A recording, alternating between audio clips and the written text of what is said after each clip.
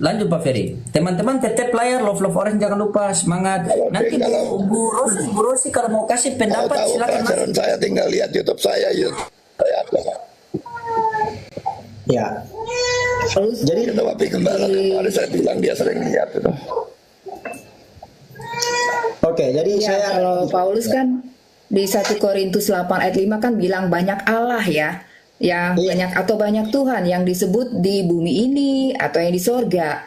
Jadi para malaikat itu saya lihat juga sering disebut sebagai Tuhan-Tuhan atau Allah-Allah. iya. Tapi yang namanya yang maha kuasa, yang maha besar, yang maha tinggi itu hanya ditujukan kepada Bapa Sorgawi Nah, atau itu dia. Bapa segala terang, Bapa Sama juga segala saya roh, seperti itu julukan juga. yang maha tinggi, yang maha besar, yang maha kuasa. Kalau Tuhan bisa para malaikat disebut Tuhan, walaupun dengan huruf T kecil, tapi mereka disebut Tuhan. Iya. Itu 1 Korintus 8 ayat 5 menyatakan ya, Paulus menuliskan seperti Kenapa itu. membaca ayat 5 Dan ya? juga Baca Mazmur ayat 82 menyatakan begitu, bahwa para Tuhan ini adalah penguasa bangsa-bangsa sebelum Yesus datang ke dunia. Oh, begitu ya. Baca ayat 6-nya, jangan ayat 5-nya. Yesus meneguhkannya kok di Yohanes 10 ayat 34. Katanya baca ayat 6. Oke, saya baca dulu ya. Iya, baca ayat 6. Iya, baca terus. Luar biasa nih, ilmu semua ini saya catat ini, luar biasa nih. Semangat. Baru nanti Pak Loding gini loh, maksudnya Bang Loding berjaya sendiri, ilmu dari semua orang diserap. Harus, karena saya mau patahkan Pak Budi.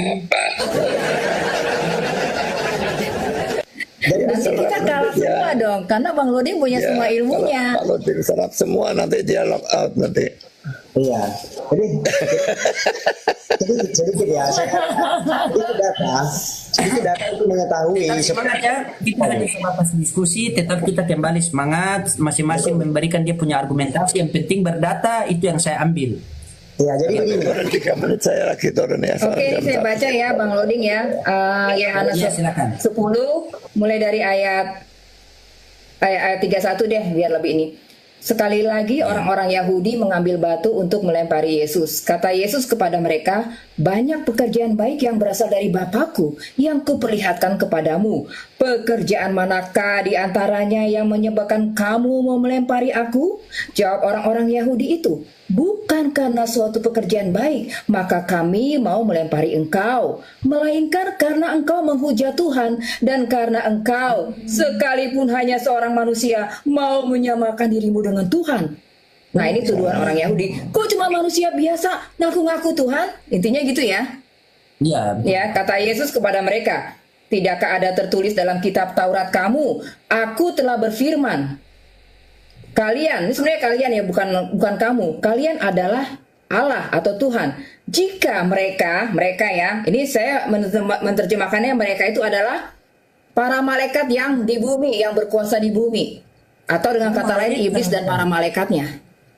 Bukan itu Jika diambil dari mereka kepada siapa firman itu disampaikan disebut Allah, sedangkan kitab suci tidak bisa dibatalkan, masihkah kamu berkata kepada dia, Yesus ya, yang dikuduskan oleh Bapa dan yang telah diutus ke dalam dunia, engkau menghujat Tuhan, karena aku berkata, aku adalah anak Tuhan. Nah, ini Yesus bilang, kok kamu mau melempari saya dengan batu hanya karena saya ngaku anak Tuhan, padahal malaikat-malaikat juga disebut anak-anak Tuhan. Bukannya begitu artinya? iya. Saja aku nggak mau diskusi sama orang ini. Baca ayat aja diganti. Kamu pikir aku botol atau gimana? Oh, diganti ayat. Nah, gara-gara ngomong ini kan, Karena Allah jadi kenapa anak Pak? Tuhan. Ibrani 1 ayat 6 ngomong begini Pak. Ibrani 1 ayat 6 ya, ketika Bapa mengutus anaknya ke dalam dunia, semua malaikat harus menyembah dia. Itu artinya sebelum Yesus datang ke dunia ini, yang memerintah di bumi ini adalah para malaikat. Apakah kita nggak berani mengakui kebenaran ini? Ini kan yang ditutup-tutupi. Luar biasa. Kenapa kekristenan nggak mau mengakui bahwa iblis yang berkuasa di dunia ini sebelum Yesus datang ke dunia? Kenapa kita nggak berani Pak? Berkuasa, Allah berkuasa. Yang berkuasa di dunia ini menurut Yesus adalah iblis sebelum dia datang ke dunia ini. Makanya ada pencobaan di padang gurun. Bagaimana Allah Yesus bisa bilang kalah segala sama kekuasaan di iblis? dunia ini Kita akan mau kuserahkan ngomongnya kepadamu itu Pak. pakai logika Yesus sama saja nggak sekali. membantah bahwa iblis penguasa dunia ini. berdasarkan Matius 4 itu ya, pencobaan di padang gurun. Kenapa kita menyangkal bahwa iblis penguasa dunia ini sebelum Yesus datang ke dunia ini? Kenapa? Data ini jam 1. Kalau iblis berkuasa atas dunia ini berarti tanah Israel pun juga. Itu maksud saya. Dan jelas YHWH bukan Tuhan. Dia hanya malaikat. Kalau iblis berkuasa, ya ini kan udah kabur.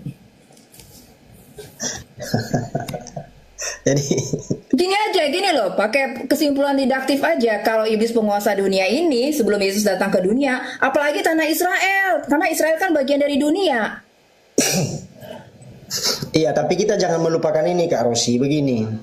Bahwa Tuhan pernah membentuk mereka, ya.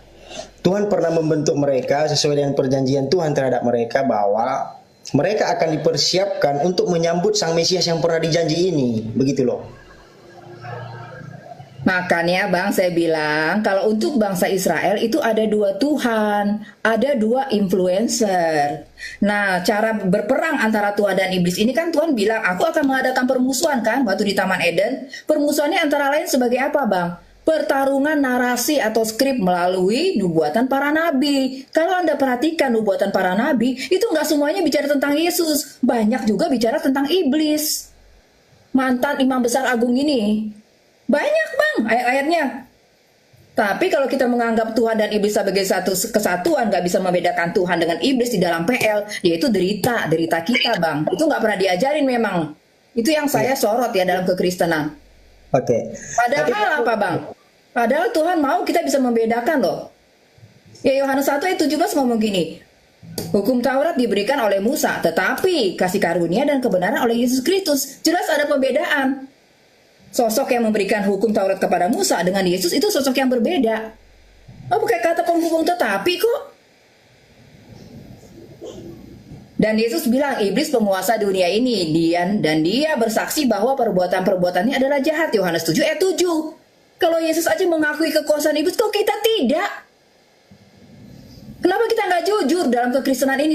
Saya heran. Iblisnya dikemanain? Ini pertarungan antara Tuhan dan iblis loh. Dari Kejadian ya, ada sampai ya di Ibrani apa? Yesus bilang kan dia masuk ke ruang kudus membawa darahnya sendiri menurut peraturan Melkisedek. Siapa Melkisedek? Peraturan Melkisedek. Melkisedek siapa ngatur-ngatur Yesus? Jadi begini Kak Rosi, Melkisedek itu kan memang tidak dijelaskan secara eksplisit ya tentang dari garis keturunan mana dia. Ini karena hanya karena tidak dijelaskan saja secara terperinci sebenarnya. Dia kan sudah jelas bahwa dia itu adalah imam di zaman Nuh.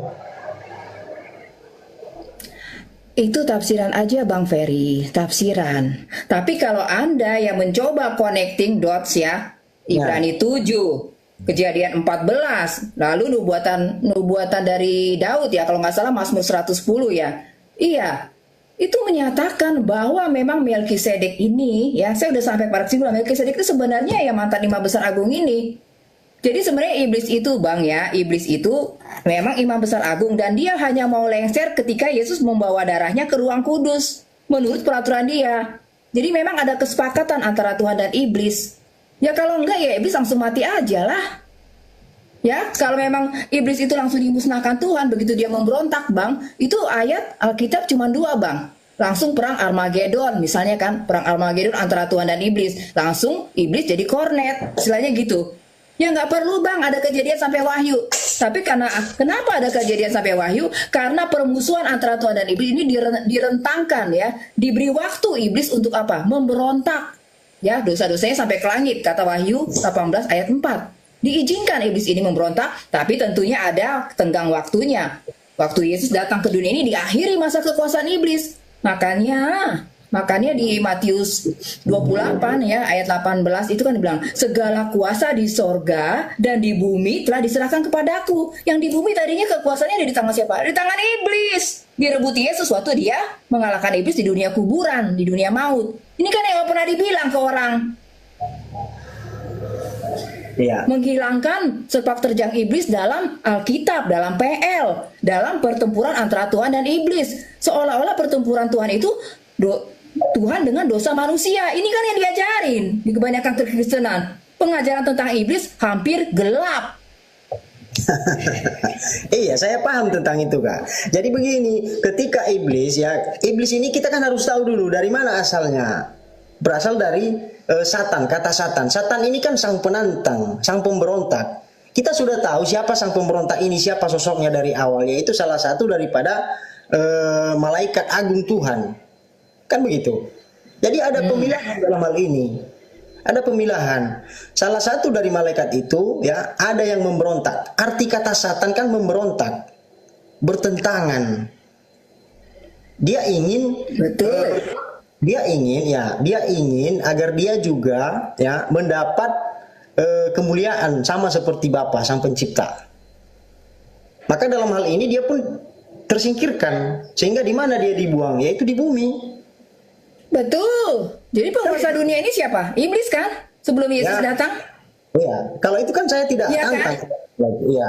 Jadi Anda pikir Israel lolos dari kekuasaan iblis? Kalau iblis penguasa dunia ini, gini aja Bang. Kalau misalnya ini kan contoh Prabowo presiden Indonesia, terus gubernur Jakarta, ya misalnya siapa? Ya malaikat iblis yang berkuasa itu kan contohnya begitu. Ya berarti kan maksudnya iblis juga berkuasa, maksudnya Presiden Prabowo juga berkuasa atas Jakarta dong, walaupun ada gubernur Jakarta, benar nggak Bang Loding? Iya. Kalau iblis penguasa dunia ini, dia berarti juga berkuasa atas tanah Israel nggak? Karena kan tanah Israel cuma bagian dari provinsi dunia. Iya betul. Iya kita sambut dulu. Bapak anak pendeta Ari Tungkri, Pak Ari. Nah ini. Ya. Pak Ari. Oh, silakan lanjut. Jadi Kak Rosi, Luar biasa ya, saya tertarik. Iya, saya tertarik tadi yang Ibu Rosi mengatakan bahwa YHWH itu apa, Bu? Itu yang saya tertarik itu. Saya catat kemarin teman ya. YHWH itu apa katanya itu? ya nanti kita ke situ. YHWH Tuhan gadungan, dia cuma sebenarnya tadinya malaikat baik, cuman dia memilih jadi pemberontak. Oh. Coba. Iya, malaikat gadungan. Malaikat gadungan. Tuhan gadungan. Tapi memang Tuhan Yesus mengakui dia itu Tuhan. Tuhan dunia ini ya Bang. Bukan Tuhan di sorga. Bukan. Dia diakui sebagai Tuhan. Makanya saya bilang tadi, sebutan Tuhan atau Allah itu juga dikenakan kepada para malaikat. Gitu. Tapi kalau yang maha tinggi, yang maha kuasa, yang maha besar, itu hanya boleh dilekatkan kepada Bapa. Iya, yang maha tinggi, yang maha kuasa, yang maha besar itu hanya Bapa. Tapi kalau Tuhan, malaikat pun bisa mendapat julukan itu. Kan Yesus tadi bilang di Yohanes 10 ayat 34, Bang. Iya, dewa-dewa pun bisa disebut Tuhan. Kan begitu. Betul. Makanya jangan kaku kalau disebut Tuhan, berarti Tuhan yang maha tinggi itu bukan. Yang maha tinggi itu hanya Bapa. Yang maha kuasa, yang maha besar, omnipotent, omniscience, omnipresent. Itu Bapa surgawi itu. Jadi Kak Rosi tadi kan katakan begini. Bedanya Yesus dengan Bapa apa? Kalau Yesus itu tidak omnipresent. Iya, karena dia hanya sebagian dari cahaya Bapa. Yesus tidak omnipresent, kalau Bapa omnipresent. Itu bedanya. Jadi kalau kayak statistik ya, ada populasi, ada sampel. Ada bagian, kalau himpunan, ada himpunan besar, ada himpunan kecil. Oke, kita gantian Bu ya. Kita gantian Bu Rosi yang cantik dan baik. Silakan Bang Ferry, silakan. Jadi Kak Rosi katakan tadi Israel bagian dari dunia ini. Jangan-jangan Israel, jangan-jangan dunia ini bahwa sepertiga daripada malaikat sorga kala itu dipimpin dibawa memberontak oleh sang malaikat agung ini. Dunia ini belum ada apa-apanya dibanding dengan kerajaan sorga. Jadi kalau Kak Rosi mengatakan dunia ini seperti Israel atau seluruh isi bumi keturunan anak Adam, itu dia bawa menjadi pemberontak. Jangan-jangan itu hal yang lebih besarnya adalah di mana sepertiga daripada malaikat surga dia bawa memberontak. Arti kata Satan itu kan berasal dari akar kata Semitik. Satan ini kan artinya pemberontak. Salah satu dari malaikat agung itu memberontak kepada Bapa. Maka sepertiga bayangkan dia bawa memberontak. Jangan-jangan itu kan, bahkan bumi ini tidak ada apa-apanya. Dan sepertiga inilah penguasa bangsa-bangsa sesuai dengan Mazmur 82. Ayo kita baca. Iya. Jadi saya mau merujuk kakak ke dalam Yesaya pasal 43 ayat 10 kak. Apa bunyinya di sana supaya kita nggak keliru bahwa karena kakak tadi bilang ini malaikat Melkisedek segala macam. Itu kan sudah ada pemilahannya sejak awal. Nah, ini saya sedikit. Kenapa bang? Yesaya pasal 43 ayat 10. Nanti kakak bisa menyimpulkan ini apakah Bapa atau Tuhan yang tahu. Yesaya pasal 43 ayat 10 ini saya sedikit dikatakan begini, kamu inilah saksi-saksiku ya, saksi-saksiku, demikianlah firman Tuhan. Ini firman Tuhan terhadap Nabi Yesaya ketika dia menyampaikan ya perkataan ini kepada bangsa Israel. Kamu inilah saksi-saksiku, demikianlah firman Tuhan, dan hambaku yang telah kupilih, supaya kamu tahu dengan percaya kepadaku dan mengerti bahwa aku tetap Dia. Ya, sebelum aku tidak ada Allah dibentuk, dan sesudah aku tidak akan ada lagi. Ini kan tidak merujuk pada hal-hal yang kakak katakan tadi. Bahkan ini di zaman Yesaya. Gitu loh Kak. Ya, tidak ada Allah sebelum Dia, bahkan sesudahnya. Begitu. Sekarang gini Bang Ferry, pikirkan apakah pengakuannya itu masuk akal Bang?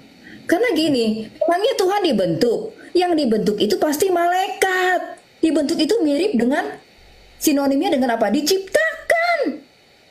Iya, artinya sama seperti ini Kak. Ketika kita membentuk suatu ya, kita mengkultuskan. Misalnya pohon, kita mengkultuskan. Kan begitu. Maka dalam hal itu Tuhan menyatakan dirinya bahwa tidak ada sebelum aku yang dibentuk seperti itu. Misalnya Iya, kalau pemahaman saya ya Bang ya. Jadi yang malaikat pertama yang diciptakan Tuhan Yesus memang si Imam Besar Agung ini. Dia adalah malaikat yang paling indah, penuh hikmat. Dia sebenarnya luar biasa Bang. Tapi karena dia cemburu, dia iri hati pada sang putra, makanya dia memberontak. Tapi dia dibilang raja besar loh, Ibrani 7. Iya. Hikmatmu musnah karena semarakmu. Jadi dia melihat dirinya indah. Memang dia benar malaikat paling indah. Jabatannya Imam Besar Agung. Tapi karena itu dia jadi narsis. Dia pikir yang melekat pada dirinya itu datang dari dirinya sendiri. Padahal cuma terima paket dari Tuhan. Hanya terima kuasa. Iya, kayak Pak Ferry kan, muka gantengnya, tinggi badannya kan dari Tuhan, ya kan? Nggak dari Bang Ferry sendiri nggak? Bang Loding juga gitu, muka gantengnya, ya kan? Kan dari Tuhan nggak Bang? Ya nggak? Tuhan. Bukan karena diri sendiri kan? Bukan. Nah, iya, tinggal terima paket kan? Oh, wajah Bang Loding begini, terima paket doang kan Bang? Ya Kalau kan, Pak terima Budi paket dari dari Tuhan? Kalau Pak Budi tadi dari mana? Dari Tuhan juga.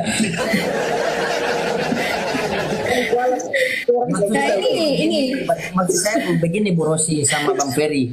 Kalau orang-orang seperti Pak Budi itu jangan didiskusikan lagi, kan sudah BLT kan, menunggu BLT saja.